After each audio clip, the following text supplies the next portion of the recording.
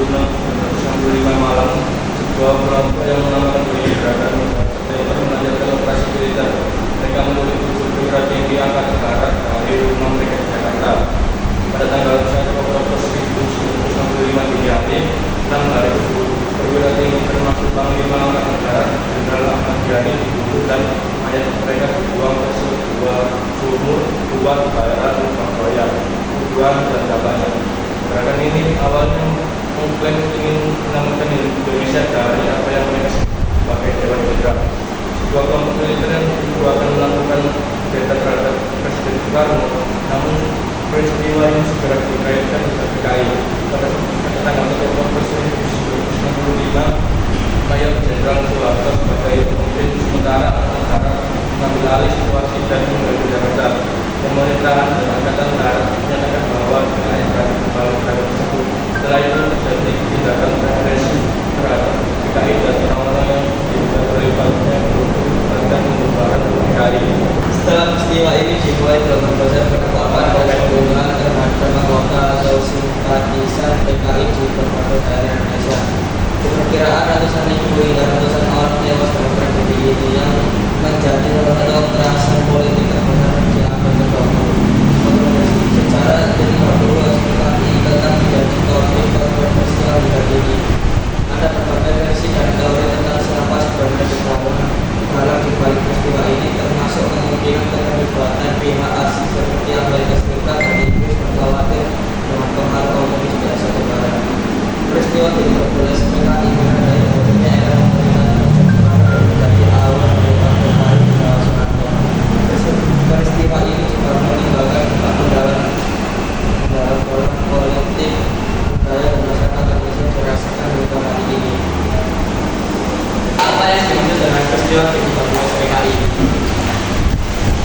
Peristiwa Mili 13 PKI Gerakan 11 September Partai Komunis Indonesia adalah salah satu peristiwa penting dalam sejarah Indonesia yang terjadi pada malam 30 September hingga dini hari 1 Oktober 1965. Peristiwa ini mengacu pada sebuah kudeta yang dilakukan oleh kelompok orang yang terkait dengan Partai Komunis Indonesia PKI dengan tujuan merebut kekuasaan di Indonesia. Itu adalah kronologi singkatnya. Satu, penculikan dan pembunuhan pada malam 30 September 1965. 7 perwira tinggi Angkatan Darat Indonesia termasuk Jenderal Ahmad Yani diculik dan dibunuh oleh kelompok yang menamakan dirinya Gerakan 30 September. Jenazah mereka ditemukan di sebuah sumur tua di kawasan Surabaya, Jakarta. 2. Pertanyaan kudeta gerakan ini mengumumkan bahwa mereka berusaha untuk menyelamatkan revolusi dan kemudian telah mengambil alih kekuasaan dari Dewan Jenderal yang mereka tuduh berencana melakukan kudeta terhadap Presiden Soekarno. 3. Pemasangan gerakan kudeta tersebut berhasil digagalkan oleh Mayor Jenderal Soeharto yang kemudian mobilisasi pasukan Angkatan Darat untuk mengendalikan situasi. Pada 1 Oktober 1965 gerakan tersebut berhasil dilumpuhkan. Dampak setelah peristiwa ini memicu penangkapan langsung dan eksekusi terhadap orang-orang yang diduga anggota atau simpatisan PKI. Diperkirakan ratusan ribu hingga lebih dari 1 juta orang tewas dalam pembersihan anti komunis yang terjadi setelahnya. Soeharto naik ke tampuk kekuasaan menggantikan Soekarno dan akhirnya menjadi Presiden Indonesia pada tahun 1967.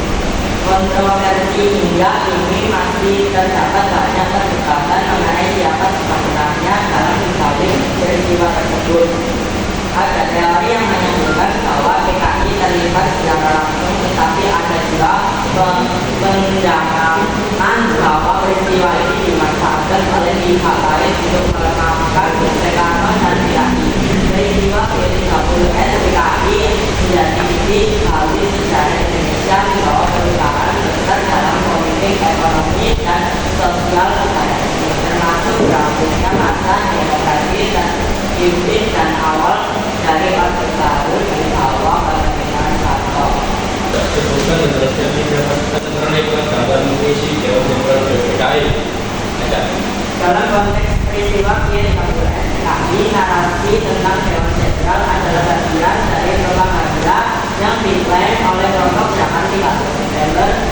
LPWS, kelompok ini menyatakan bahwa Dewan Jenderal adalah sebuah organisasi rahasia di dalam Angkatan Darat yang berencana menggunakan Presiden Soekarno dan mengambil alih kekuasaan. Namun keberadaan Dewan Jenderal hingga kini masih diperdebatkan dan banyak pihak meragukan apa organisasi ini benar-benar ada. Meskipun tidak ada bukti konkret tentang Dewan Jenderal, beberapa pasukan atau kelompok yang terkait dalam sebagai KPS tetapi adalah sebagai berikut. Pasukan Cakrabiawa, peran pasukan pengawal pribadi Presiden Soekarno, di mana beberapa anggotanya terlibat langsung dalam penculikan dan pembunuhan para jenderal angkatan darat. Keterlibatan letkol untuk pemimpin utama GWS adalah salah satu komandan batalion 1 pasukan Cakrabiawa. Anggota pasukan ini membantu operasi penculikan para jenderal dari rumah mereka pada tanggal 30 Desember hingga dini hari 1 Oktober 1965. Hubungan Dewan Jenderal dalam narasi 30S Cakrabiawa tidak untuk mencegah kudeta yang diduga direncanakan oleh Dewan Jenderal. Pasukan Brawijaya dan Diponegoro. Kedua divisi ini adalah bagian dari struktur militer Angkatan Darat dan memiliki personel yang disebut keterlibatan dalam 30S. Keterlibatan hanya anggota militer dari divisi Brawijaya Jawa Timur dan divisi Diponegoro Jawa Tengah yang dituduh terlibat dalam G30S. Mereka diduga direkrut oleh BNIB dan kelompok G30S karena dianggap memiliki afiliasi atau simpati terhadap PKI. Salah satu tokoh yang terlibat, Kolonel Latif, berasal dari divisi Diponegoro, menjadi penghubung penting antara kelompok G30S dengan unsur militer lain. Hubungan dengan Dewan Jenderal dalam narasi GWS, mereka tidak dibantu menumpas ancaman Dewan Jenderal. Pasukan sukarelawan atau pembobor PKI, peran kelompok sipil bersenjata yang dilatih dan dipengaruhi oleh PKI. Keterlibatan sebagai kelompok sipil yang terafiliasi dengan PKI itu dilibatkan dalam operasi GWS. Mereka dilatih untuk mendukung agenda revolusioner yang dirancang oleh GWS. Kelompok ini tidak sepenuhnya pasukan militer tetapi digunakan sebagai elemen tambahan dalam operasi. Hubungan dengan Dewan Jenderal dalam narasi GWS. Mereka diproyeksikan untuk membantu mendukung misi Dewan Revolusi melawan ancaman Dewan Jenderal. Keberadaan Dewan Jenderal sebagai organisasi nyata masih sangat dilakukan banyak sejarawan menganggap istilah ini adalah rekayasa atau propaganda yang digunakan kelompok GWS untuk menggunakan aksinya. Tidak semua pasukan yang disebut terlibat dalam GWS sepenuhnya mendukung gerakan ini. Sebagian besar hanya oknum atau kelompok tertentu dari satuan militer. Penelitian lebih lanjut dan dokumen sejarah yang muncul belakangan mengindikasikan bahwa GWS lebih kompleks daripada sekedar konflik antara Dewan Jenderal dan Dewan Revolusi. Kapan dan di mana para jenderal korban G30S PKI Feb? Para jenderal korban peristiwa gas PKI dibunuh pada malam hingga dini hari tanggal 30 September sampai 1 Oktober 1965. Tipe besar dari. Mereka menjadi korban penculikan dan pembunuhan yang dilakukan oleh pasukan yang menamakan diri sebagai 30 September Geos PKI. Berikut detail tempat dan waktu kejadian. Tempat penangkapan dan penculikan. Lejen Ahmad Yani ditembak di rumahnya di Jalan Lembang Mentang, Jakarta. Maijen R. Suprapto diculik dari rumahnya di Jalan Besuki, Jakarta. Maijen MT Haryono diculik dari rumahnya di Jalan Prambanan, Jakarta setelah perlawanan sengit. Maijen DI Panjaitan diculik dan ditembak di rumahnya di Jalan Hasanuddin, Jakarta. Brigjen Sotojo Swiwomiharjo diculik dari rumahnya di Jalan Sumeneb, Jakarta. Brigjen Donald Ishak Panjaitan ditembak di depan keluarganya di rumah. Kapten Pire Tendan tertangkap di rumah Ahmad Yani karena dikira jenderal. Lokasi pembunuhan dan pembuangan. Para korban setelah diculik dibawa ke sebuah lokasi di Lubang Buaya, Jakarta Timur. Di sana mereka disiksa sebagian dibunuh langsung, dan jenazahnya kemudian dimasukkan ke dalam sumur tua yang dikenal sebagai Lubang Buaya. Peristiwa ini menjadi bagian penting dari sejarah Indonesia karena memicu perubahan politik besar, termasuk penghancuran PKI dan lahirnya Orde Baru. Siapa saja yang diculik dan dibunuh dalam peristiwa G30 SPKI? Dalam peristiwa G30 SPKI, 7 perwira TNI Angkatan Darat diculik dari rumah mereka pada malam 30 September hingga dini hari 1 Oktober 1965. Sebagian besar dari mereka dibunuh di tempat atau setelah diculik, dan jasadnya mereka kemudian ditemukan di Lubang Buaya. Berikut ini adalah daftar korban yang diculik dan dibunuh. 1. Letjen TNI Ahmad Yani, jabatan Menteri atau Panglima Angkatan Darat. Kejadian Ahmad Yani menolak ikut dengan pasukan G30S yang mendatanginya. Ia ditembak di rumahnya dan jasadnya dibawa ke Lubang Buaya. 2. Maijen TNI R. Soeprapto, jabatan Deputi 2 Menteri atau Panglima Angkatan Darat, diculik dari rumahnya kemudian dibawa ke Lubang Buaya dan dibunuh di sana. 3. Maijen TNI MT Haryono, jabatan Deputi 3 Menteri atau Panglima Angkatan Darat, diculik dari rumahnya dan melawan saat akan dibawa. Ia kemudian ditembak dan jasadnya dibawa ke Lubang Buaya. 4. Maijen TNI Siswondo Parman atau S. Parman, asisten 1 Menteri Panglima Angkatan Darat, diculik dari rumahnya dan dibawa ke Lubang Buaya sebelum dibunuh. 5. Brigjen TNI Donald Ishak Panjaitan atau DI Panjaitan, asisten 5 Menteri Panglima Angkatan Darat, ditembak di depan keluarganya saat akan diculik, kemudian jasadnya dibawa ke Lubang Buaya. 6. Brigjen TNI Sutoyo Siswomiharjo, Inspektur Kehakiman Angkatan Darat, diculik dari rumahnya dan dibawa ke Lubang Buaya di mana ia dibunuh. Korban lainnya 7. Letu Pierre Andreas Tendean, ajudan Jenderal A.H. Nasution.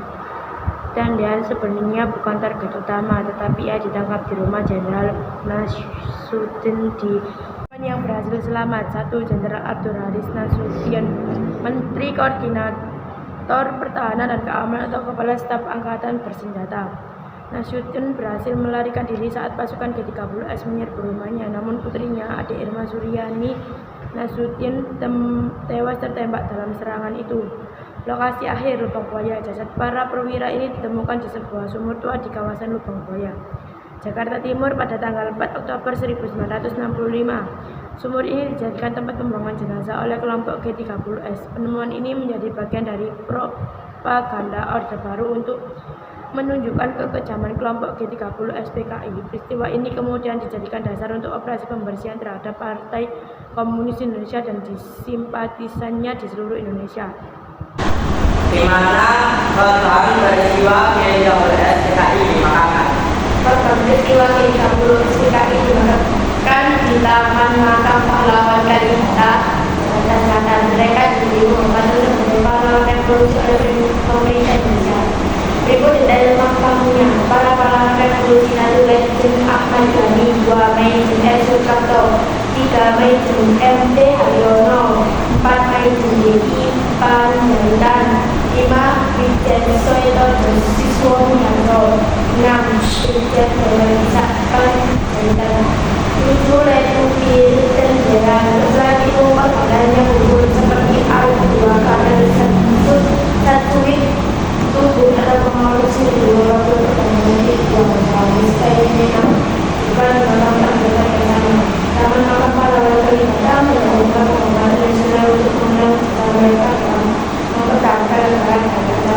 Putra.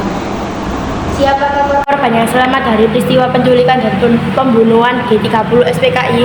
Dalam peristiwa GSPKI ada beberapa tokoh militer yang menjadi target penculikan namun berhasil selamat karena berbagai alasan, seperti tidak berada di rumah atau lolos dari upaya penculikan.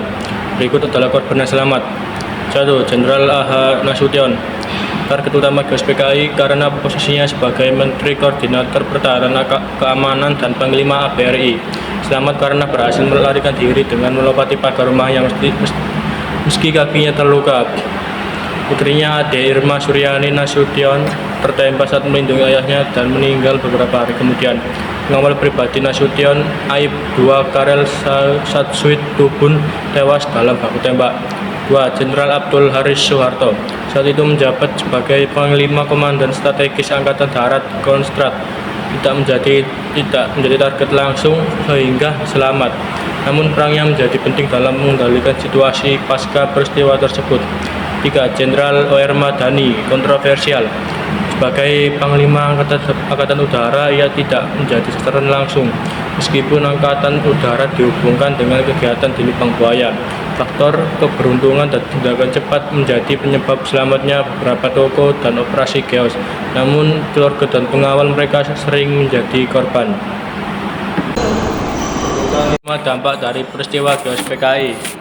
Peristiwa G30 SPKI memiliki dampak besar dalam berbagai aspek kehidupan politik, sosial, dan militer Indonesia. Berikut adalah 5 dampak utama dari peristiwa tersebut.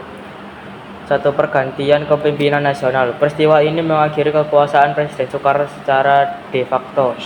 Setelah peristiwa ini, kekuatan politik mulai bergeser ke tangan Jenderal Soeharto yang kemudian diangkat menjadi Presiden Indonesia kedua pada 1967. 2. Kehancuran Partai Komunis Indonesia atau PKI. PKI yang dituduh sebagai dalang peristiwa tersebut dibubarkan dan dinyatakan sebagai organisasi terlarang di Indonesia. Ribuan anggota dan simpatisan PKI ditangkap, dipenjara dan atau dieksekusi tanpa pengadilan. 3. Tragedi kemanusiaan. Terjadi pembunuhan massal terhadap orang-orang diduga terkait dengan PKI pada 1965 sampai 1966. Diperkirakan ratusan ribu hingga jutaan orang menjadi korban dalam tragedi ini, menjadikannya salah satu pembantaian terbesar di abad ke-20. 4. Awal pemerintahan Orde Baru. Peristiwa ini menjadi awal berdirinya Orde Baru yang dipimpin oleh Soeharto. Pemerintahan Orde Baru menekankan stabilitas politik, pertumbuhan ekonomi, dan anti-komunisme yang sangat kuat. 5. Pengaruh mendalam dalam budaya dan pendidikan. Peristiwa ini menjadi narasi penting dalam sejarah nasional Indonesia, terutama selama era Orde Baru. Film propaganda seperti pengkhianatan G30 SPKI diwajibkan untuk ditonton di sekolah-sekolah selama bertahun-tahun. Hingga kini, peristiwa G30 SPKI menjadi dampak topik kontroversial yang diperdebatkan di kalangan akademisi dan masyarakat. Dampak-dampak tersebut masih terasa hingga sekarang, baik dalam hubungan sosial, politik maupun sejarah bangsa Indonesia.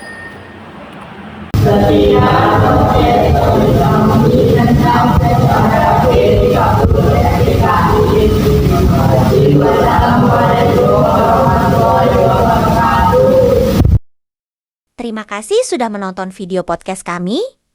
Jangan lupa like dan subscribe video ini.